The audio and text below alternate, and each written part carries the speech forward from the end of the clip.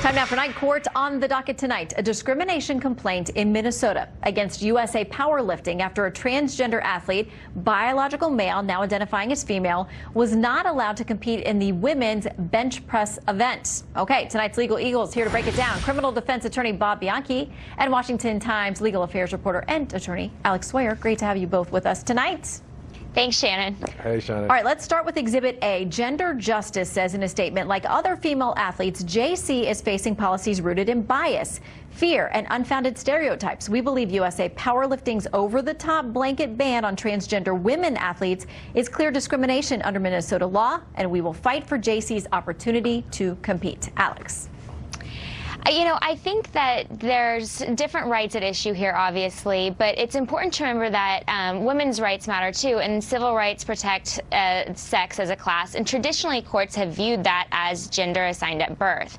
Could that change in the future? Possibly. There's cases pending before the Supreme Court next term, but at this point in time, I think that we have to think about all people involved, and it could put women at a very fair disadvantage, to say the least, in terms of science. And we talk about height, weight, speed. There are differences biologically between men and women. Okay, so Bob, let's go to Exhibit B then. This is from USA Powerlifting. They say analysis of scientific data reflects the inherent differences in strength and powerlifting between biological males, XY chromosomes, and biological females, XX.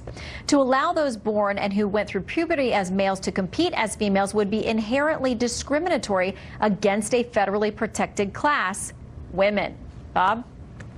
Yeah, I know this is a really interesting case, and I can't wait to see how it breaks down, but I think that there's going to be difficulty for USA here in what they did, and I'll tell you why. 3 reasons. One, they're already a protected class under the law, under the state law, and that's what they're suing under. Secondarily, there was just a decision, a $20,000 jury verdict for a transgendered who wanted to go into the Women's Football League and was denied, and that was considered a violation of the state law, and that's a pretty strong precedent. And thirdly, in this particular case, the International Olympics Committee and the International Federal Powerlifting Committee have, since 2004, allowed transgender to go into powerlifting so long as their testosterone levels were at a certain point, because they said, therefore, they're not medically in a better position. What the USA did, Shannon, I thought was very artful, was they essentially admitted that because of the drugs that they have to take and that JC has to take, that they're substantially weakened.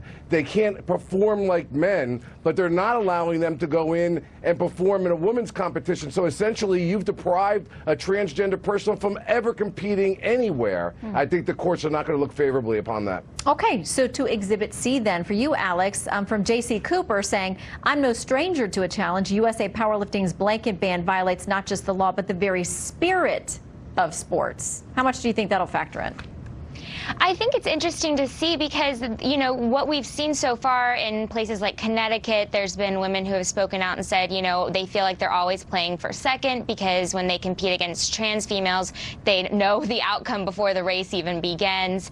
We've seen in the past, I remember the 70s, there was a tennis player, a trans female, who entered the U.S. Open.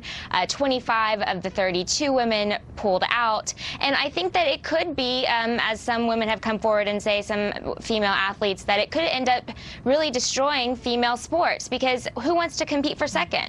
Okay, quick final word from you, Bob. Our Exhibit D is from USA Powerlifting. It says the dispute goes to the heart of whether it's appropriate for government to intrude on the practices and rules of a private entity acting to protect fair play in recognition of scientific evidence, they say, about the factors involved. Final word to you.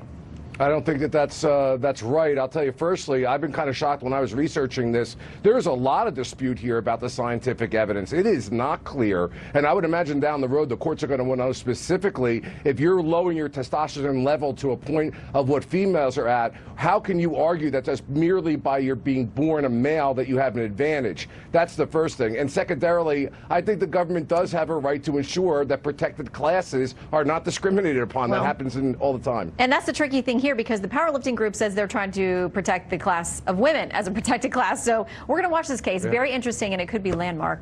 Thank you, Bob and Alex, both very much. Thank you. You at home or the jury, let us know what you think at Shannon Bream or at Fox News Night.